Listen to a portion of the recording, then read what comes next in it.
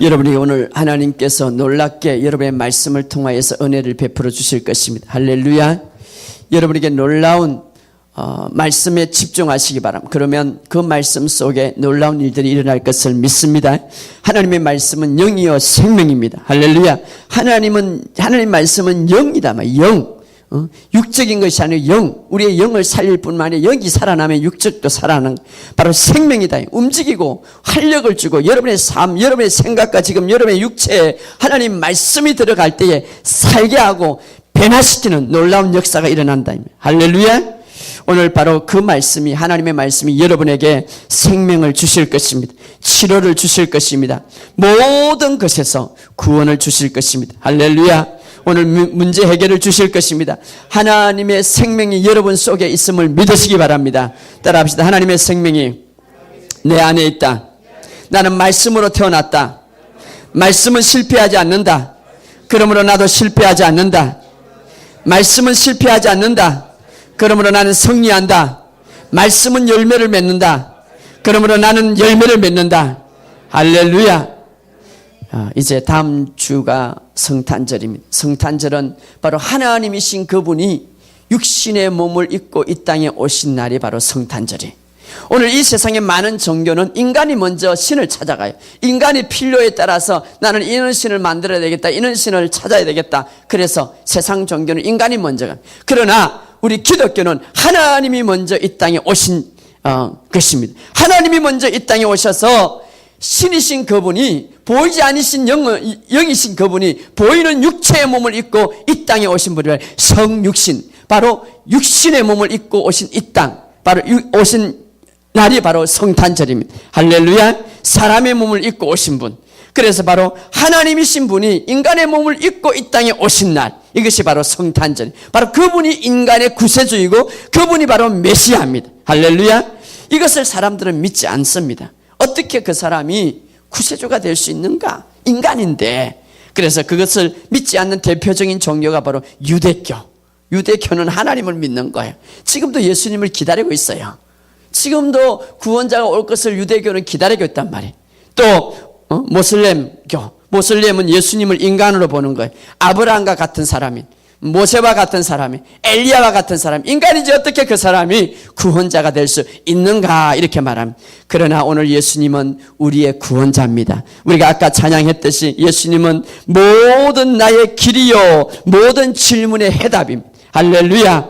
오늘 본문의 말씀은 이사야가 예수님이 태어나기 전에 예수님은 그냥 짱 해서 오신 것이 아니라 약 700년 전에, 약 600 내지 700년 전에 예수님은 이 땅에 이렇게 태어날 것이고, 태어난 목적이 무엇이고, 태어나서 오늘 인간들에게 이렇게 모든 것을 줄 것이다, 이렇게 미리 예언하신 분입니다. 할렐루야. 그 예언대로 예수님이 오셨고, 그 말씀의 예언대로 예수님은 사셨고, 그 말씀의 예언대로 성취하셨습니다. 그러므로 오늘 그 말씀, 하나님의 말씀은 이루어졌고 또 이루어지고 있습니다. 누굴 통해서? 나를 통해서. 할렐루야. 자, 그러면 예수님이 육신의 몸을 입고 이 땅에 오셨는데, 오셔서 무슨 일을 할 것인가? 왜 오셨는가? 예언했던 말씀들을 우리가 다시 보면서 오늘 예수님을 깊이 만나시기를 주의 이름으로 축복합니다. 자, 오늘 예수님께서 오늘 이제 하나님께서 이사야 예언자를 통하여서 바로 한 왕이 이 땅에 올 것인데, 그 왕은 만왕의 왕이요 만유의 주요, 이 세상의 모든 것을 가장 정의롭고 가장 공평하게 이 세상을 다스리고 심판할 것이다, 이렇게 예언하고 있습니다. 1절을 다 같이 읽어봅시다. 시작. 보라, 장차 한 왕이 공의로 통치할 것이고 방백들이 정의로 다스릴 것이다. 바로 그분이 오셔가지고 왕이신 그분이 오셔서 미리 예수님이 오시기 전에 벌써, 그분이 태어나기 전에 벌써 그분은 바로 왕의 왕이시다. 그리고 가장 정확하게 이 세상을 통치하실 것이고 심판하실 것이다. 정의로 이 세상을 다스릴 것이라 라고 이야기하면서, 바로 그 다스릴 뿐만 아니라 그분은 오늘 왜 이 땅에 오셨는가, 우리에게 2절 중요한 구절을 이야기해 주고 있습니다. 다시 한번 읽어봅시다. 2절 시작. 또 그 사람은 그 사람은 바로 예수님을 말하는 것. 시작. 강풍을 피하는 곳, 폭우를 가려우는 것 같을 것이며 마른 땅에 냇물 같을 것이며 곤비한 땅에 큰 바위 그늘 같으리라. 그 사람 예수님 바로 인간으로 오셨습니다. 할렐루야. 그러나 그분은 하나님이십니다. 바로 예수님이 하나님을 신이 된 것을 부인하거나 인간이 된 것을 부인한 것이 바로 이단이에요. 이단이 다른 것이 아니에요.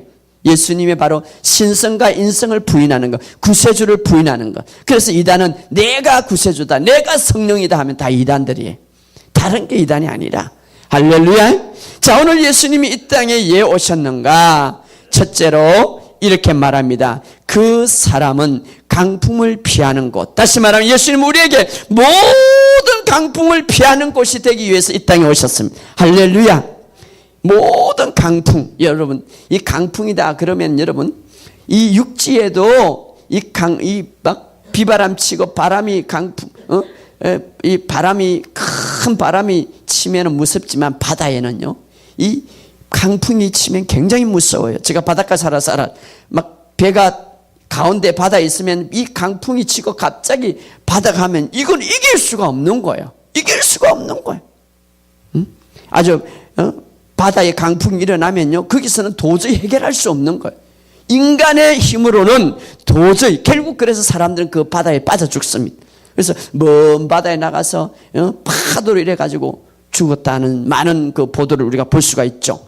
자, 그런데 예수님께서 이 사건을 풀어주기 위해서 예수님께서 어느 날 제자들하고 배를 타고 이제 바다 위를 탁 가게 되었습니다. 그런데 그렇게 조용했던 바다가 갑자기 강풍이 불어가지고 제자들이 예수님과 탔는데 강풍이 불어가지고 막 배가 더 아무리 노를 져도 갈 수가 없고 물이 들어오기 시작해. 배가 깨질 것 같고 죽게 생겼습니다. 여러분, 육지에는 뭐 도망을 가고 이렇게 가지만 바다에는 도망갈 수 없어요. 그게 빠져 죽는.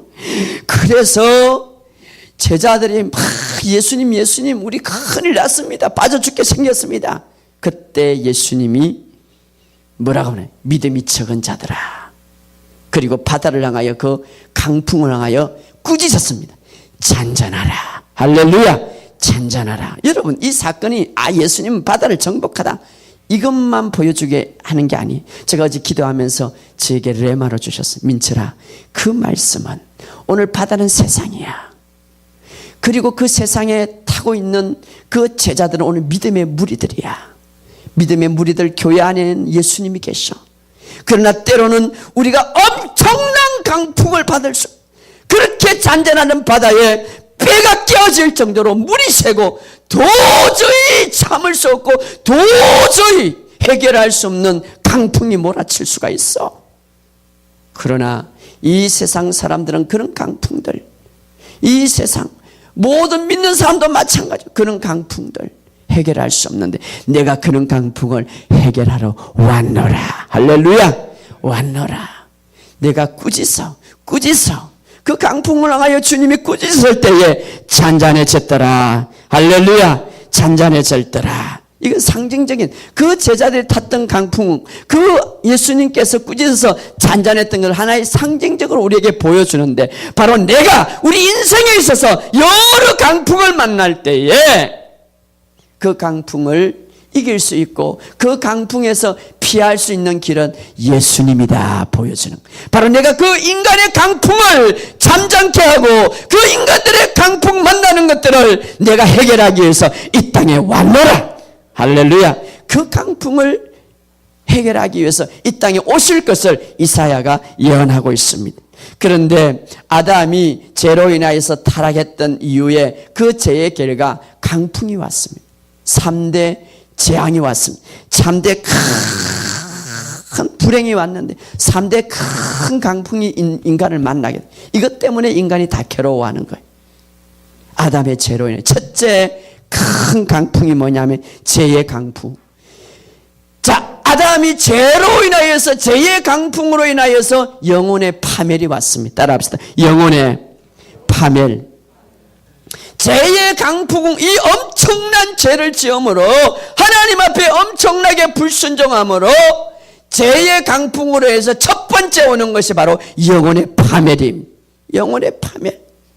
그래서 에베소서 2장 1절에는 너희가 허물과 죄로 죽었던 너희를 살리셨도다. 이 세상 모든 사람들은 아직도 영혼의 파멸 속에서 죄의 문제를 해결하지 못했기 때문에 영혼의 파멸 속에서 죽었습니다. 죽었어요. 인간의 가장 무서운 것은 죄로 인하여 바로 영혼의 파멸 속에 있는 거예요. 영혼의 파멸. 여러분 이것을 알아야 돼요. 영혼의 파멸, 이것이 바로 인간의 최고의 문제입니다. 여러분 아무리 육신의 문제를 해결하고 아무리 육신의 모든 삶을 해결하고 그가 육신의 모든 것들이 성공한다 할지라도 영혼의 파멸을 해결하지 못하면 그 인생은 저주의 인생이요 그 인생은 실패자의 인생입니다. 바로 예수님이 오신 목적은 큰 강풍이 인간을 만났는데 바로 아담의 죄로 인하여서 그 죄로 인해서 첫째로 부닥치는 강풍이 바로 영혼의 파멸이에요. 영혼의 저주예요. 영혼의 저주. 바로 이 영혼의 파멸을 예수님이 고쳐주고 예수님이 해결해주기 위해서 이 땅에 태어난 거예요. 할렐루야. 성경에 보시기 바랍니다. 부자는 이 세상에서 최고의 성공자입니다. 떵떵거리고 살았습니다. 이 세상에서 모든 것을 누리고 살았습니다. 많은 사람들이 그를 부러워합니다. 야, 저 사람은 돈도 많고 출세도 있고 멋진 집도 있고 권세도 있노라. 내가 저 사람처럼 되면은 후회가 없대.